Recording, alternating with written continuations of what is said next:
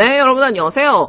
어제 주호영 원내대표가 뉴스프리즌 여기자를 엘리베이터에서 성추행하는 장면이 포착이 된 그 캡처가 막 돌면서 어떻게 진짜 커뮤니티는 난리가 났었죠. 당연히 뉴스가 크게 나올 줄 알았는데 어떤 언론사도 뉴스에 보도하지 않았어요. 그리고 주호영은 기자들한테 즉시 문자를 보냈어요. 이것은 명백한 허위사실이고 거짓이고 이것을 기사화할 경우에는 법적 소송을 하겠다. 이거 나경원이 맨날 쓰는 방식이잖아요. 근데 여러분, 이게 만약에 민주당이나 민주인사 쪽에서 일어났다 그러면은 여성단체고 민주당 안에 있는 여성계고 유호정, 장혜영 맨날 튀어나온 애들 있잖아요. 페미난 애들. 김재련, 노랑머리, 이수정 다 나왔을 거예요. 근데 국힘당이 계속해서 이 성추문이 일어나고 있는데 여성단체 심지어 정의당의 유호정이나 장혜영까지 침묵을 해요. 그렇게 여성주의하고 감수성 얘기하고 이창화에 얘기하는 여자들이 국힘당에 있어서만큼은 다 침묵해. 이거를 어떤 현상으로 봐야 되냐. 오죽했으면 오늘 뉴스프리즌에서 입장문을 냈어요. 아니 여야 여성시민단체 여기자 성추행 의혹에 대해서 왜 침묵하냐. 니네들이 지금까지 말한 미투는 이건 거짓 아니냐. 저는 대한민국의 이 페미는요. 신념이나 이념이 아니라 취향이라고 생각해요. 그러니까 얘네들은 민주인사가 조금이라도 터치하거나 조금이라도 여성과 관련된 거는 다 범죄야. 죽일 놈이야. 무조건 감옥에 쳐넣어야 돼. 더 어떤 범죄보다도 용서할 수 없는 거야. 마치 표창장 용서 안 되는 것처럼. 근데 국힘당이 하는 거, 이쪽에서 하는 그 어떤 범죄, 검찰이 하는 그 어떤 범죄에 대해서도 아무런 문제를 삼지 않아요. 주호영이 하는 성추행이나 김병욱이 하는 성폭행은 아무 문제가 안 되는 거야. 다시 말해서 이거는 이념이나 신념이 아니라 취향인 거예요. 취향. 제가 볼 때 대한민국의 이 페미는요. 취향이 문제지 이념이나 신념이 아니에요. 어제도 가슴을 쓸어내리는 속보가 또 나왔죠. 검찰이 김학의 출국금지 사건을 이유로 해서 법무부의 출입국본부를 압수수색했거든요. 근데 여러분 어저께 추미애 장관의 마지막 인사 결재가 있었어요. 그리고 고위공직자 비리 수사처, 공수처의 현판식이 있었습니다.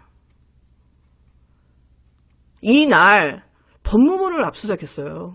어떻게 보면 되게 경사나래.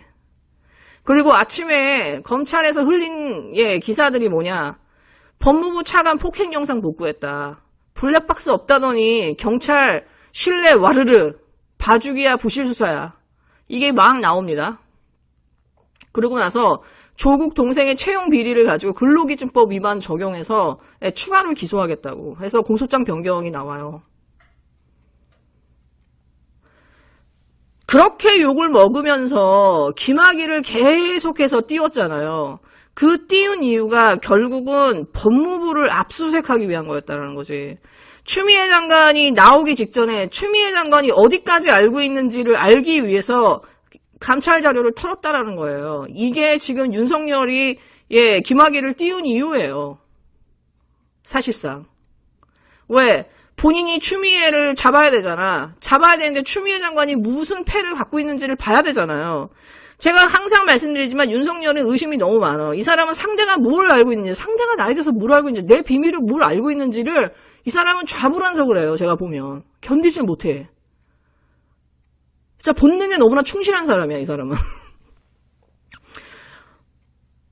근데 여러분 이 사람이 하는 패턴이요. 늘 비슷해요.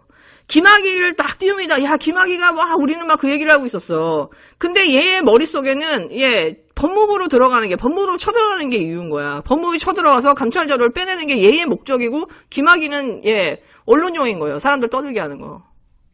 예를 들어서 여러분 청와대도 마찬가지예요. 청와대 압수수색할 때도 계속해서 고래고기 사건, 울산 무슨 시장 선거, 비리, 펀드 막 띄웁니다. 청와대에서 막 연루되어 있는 것처럼 막 띄워요. 지금 보세요. 거기 그 중에서 뭐 하나 제대로 드러난 게 있나요? 기소는 열심히 했는데 드러난 게 없어요. 이유는 뭐냐? 청와대를 터는 거예요. 청와대와 청와대에 관련된 부서들을 터는 거예요. 그렇게 해서 혹시라도 그 다음에 나올 자료들을 별건 수사를 하기 위해서 자료 확보를 들어가는 거지. 제가 처음에 세월호 수사를 임관혁이 한다고 했을 때부터 이 수사는 절대로 안 될 것이다라고 얘기했잖아요. 왜? 임관혁은 덮으면서 마사지하면서 영전한 사람이에요. 이 사람은 한명숙부터 뭐 정윤회 문건부터 뭐 다 덮은 사람이에요. SET까지 다 덮었어요. 그러면서 이 사람 출세한 사람이거든. 근데 제가 작년 11월에 이 임관혁에 대해서 방송을 하려다가 이걸 이제 다른 이슈가 워낙 많았어. 그 연말에 이걸 뺐었는데 여러분 한 11월쯤에 이제 세월호 유가족들이 이제 더 이상 이 특수본에서 기대할 게 없다. 우리 특검으로 가야 된다. 라고 하면서 이제 사참위 법에 이제 막 주력할 그럴 시점이었어요. 그때 여러분 이렇게 그 기사를 제가 참 검색을 해봤어요.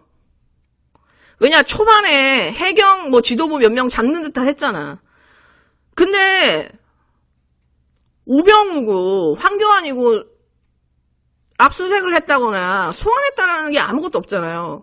근데 계속해서 그 한 6개월 넘도록 거의 주 단위로 나온 뉴스가 뭐냐면 이 임관혁이 계속 압수수색을 하는 거예요.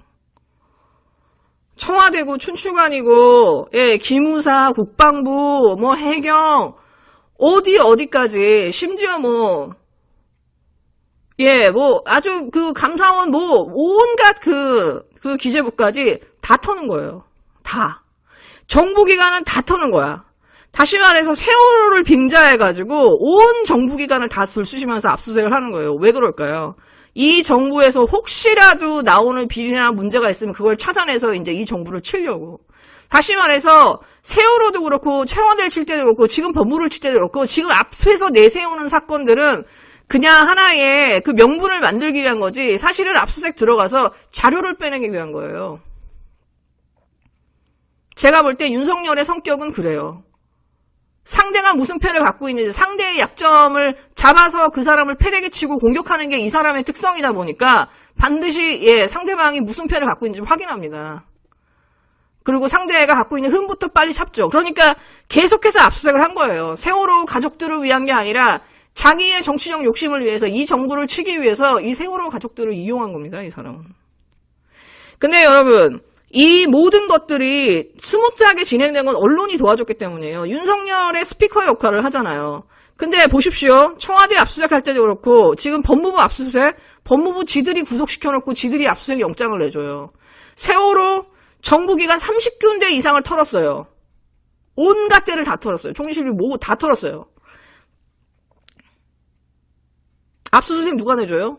판사가 내주는 거야. 왜? 판사나 언론이나 검찰은 누구의 침해도 받지 않는 거기는 예 신성지역이거든. 판사들은 예 영장을 기각해서 자기를 지킬 수 있어요. 검찰도 마찬가지고. 언론은 당연히 뭐 언론자유 얘기하면서 예 어떤 범죄를 저질러도 다 지켜낼 수 있어요. 다 침묵할 수 있어. 서로 언론들끼리는 서로 다 도와줘. 자기들의 그 철저한 기득권 안에 있단 말이에요. 그러니까 얘네는 누구도 건드릴 수 없는 지역에 있단 말이에요. 그러면 지금 언론과 사법부와 검찰이 가지고 있는 이 무소불위의 성역, 자기들끼리 짝짝꿍해서 기소하고 기사 내주고 재판에 넘기고 재판에 넘기면 다시 또 징역 때려주고 예 유죄 때려줘가지고 자기들끼리 예 언론과 검찰과 사법부가 짜서 범인을 만들고 국정농단 사건까지를 다 만들 수 있는 그런 수준의 지금까지 얘네들은 힘을 키웠단 말이에요. 그러면 사실 우리가 지금 민주주의 안에서 이 사법부와 언론과 검찰에 의해서 얼마든지 이 나라는 한 개인의 안전도 보장이 안 되지만 민주주의도 보장받을 수 없어요. 지금 이렇게까지 온 상황이라고 하면은 지금 민주당이 이렇게 놀고 있을 때가 아니지. 민주당이 뭘 한다고 계속 언론 플레이는 하는데 지금 보면은 지금 기사들이 심상치가 않아요. 어저께도 검찰개혁위원회에서 검찰개혁특위에서 지금 검사 출신의 의원들이 수사권 기소권 분리하는 거 반대한다고 그래요. 지금 거세게 반대한다라는 거 나와요. 박주민 의원도 예, 중대재해기업법이나 그 하면서 뭐 12대1로 싸웠다는 얘기를 뭐 저기 김종배 JB타임에서 얘기했는데 그만큼 지금 이 민주당 안에 있는 많은 의원들이 보수화돼 버린 거예요. 겉으로는 검찰개혁 할게 누구나 왜 그 검찰개혁 한다는 윤석열도 얘기하죠. 근데 그 방향이 다 다른 거죠. 조응천, 소병철, 주철현, 김혜재, 백혜련, 송기현 이런 사람들이 검찰 출신 사람들입니다. 이 사람들이 진짜 뒤에서 강력하게 이제 막고 있는 거죠. 근데 민주당이 의석수가 많죠. 180석이에요. 스펙트럼이 너무 넓죠. 스펙트럼이 넓다는 건 제가 말씀드렸듯이 그만큼 컨텐츠가 없다는 거예요. 이 당이. 아무나 다 받아들인 거니까.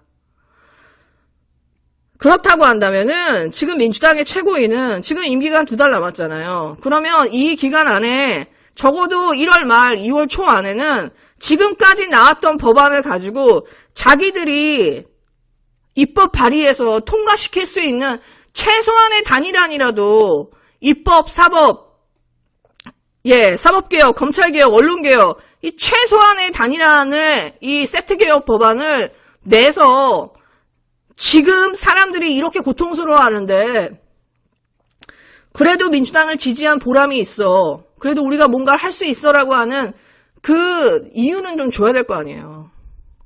근데 이런 식으로 또 흐지부지하면서 서로 갈등을 일으키면서 단일화를 못 만들고 끝내 최고위가 무능을 드러내고 의지도 없음을 드러낸다 그러면은 제가 볼 때는 이게 가장 이번 보궐선거에 가장 큰 리스크예요. 제가 볼 때는 많은 사람들이 선거를 포기할 수도 있어. 국민들한테 최소한 기쁨을 하나는 줘야 돼. 아무리 크든 작든 간에 최소한의 기초적인 것이라도 이 3개의 세트 법안에 대한 단일안을 통과시켜서 국민들이 선거를 할 투표를 찍어줄 이유를 만들어줘야 돼요. 그리고 그 나머지에 더 업그레이드된 법안은 다음에 최고위가 나와서 하면 되는 거니까. 네, 여러분 민주당 최고위를 많이 압박해 주셔야 됩니다. 네, 여러분 즐거운 하루 되세요.